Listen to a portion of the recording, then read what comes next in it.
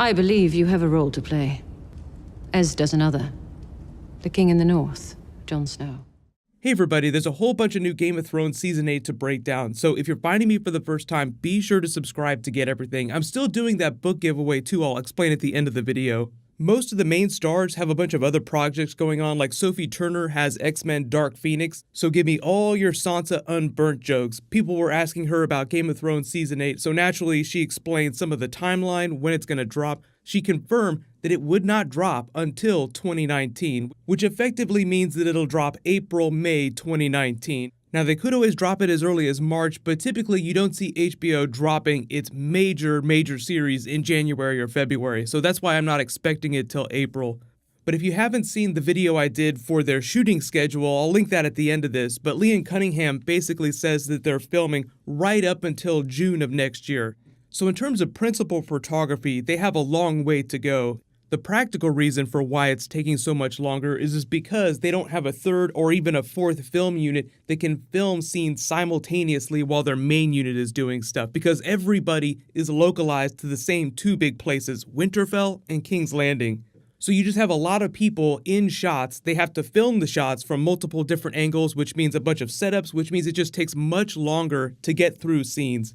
The other big side of that is that it's going to take extra long in post-production because you have a bunch of dragons fighting in the sky. Imagine 3 dragons fighting each other because you have the Night King and Viserion, then you have Drogon and Rhaegal. It took a long time for them to do scenes like the Night King and Viserion, just one dragon in one person, or Daenerys and Drogon. Then you have episode 6 when you actually do have the 3 dragons on screen briefly. Just imagine the Uber version of that with one of them looking vastly different. It's a little bit easier when all their models look relatively similar. But as you go back and you watch the previous seasons, you see there's this exponential increase in the level of detail in their dragon models. So not only are the dragons getting bigger, they're also looking better and better from a CG perspective. The side benefit of Game of Thrones spending millions and millions of HBO's dollars blazing those digital trails is that it becomes exponentially cheaper to do that exact same thing just a year later. So whatever they end up going with for that prequel series, it'll be much easier and much cheaper for them to do big crazy stuff like this. But now, because confirmed no new Game of Thrones during 2018, they will probably drop a lot more behind the scenes promos like they did in the lead up to season 7, so we'll get to see what's going on. It'll just take a little bit longer to actually get the episodes. The composer Ramin Djawadi made this offhanded comment about how his music tour this season would be kind of like a trailer for season 8. This is what the actors actually said about their specific storylines, starting with Sophie Turner. So this is me quoting her. Things are going to be different for Sansa now that Littlefinger is gone, but that doesn't mean that it won't get any easier for her. It's going to be tricky for her because at the end of last season, she felt like she had everything set up. She had her family back together. They were in control of the North again. This season, there's a new threat, and all of a sudden she finds herself somewhat back in the deep end, and without Littlefinger, it's a test for her of whether she can get through it. It's a big challenge for her without this master manipulator having her back. The thing that a lot of people forget is that for a couple seasons, Littlefinger was whispering in her ear, just inceptioning her with ideas, giving her counsel. She unearthed the letter Cersei made you write. To provide proof of my betrayals. To provide justification after she murders me. And after she murders you, what does she become? Lady of Winterfell.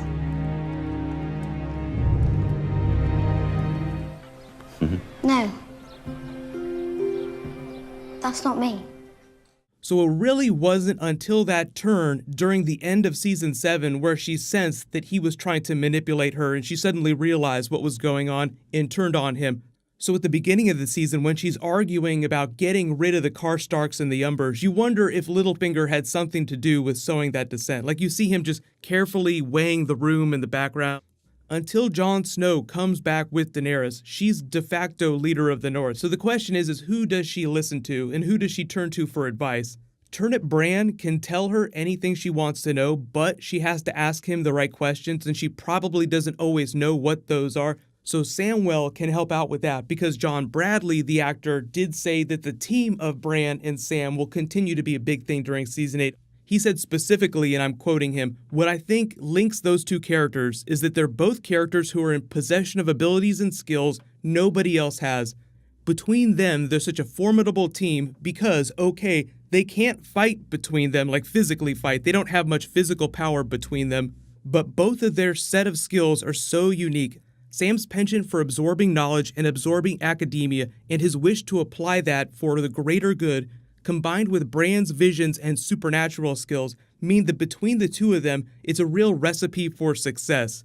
He should also have probably said under his breath a recipe for disaster, because misinterpreting visions has been a big thing in Game of Thrones. Melisandre is the best example of that. Visions, prophecies can be a tricky thing. And you believe this prophecy refers to me?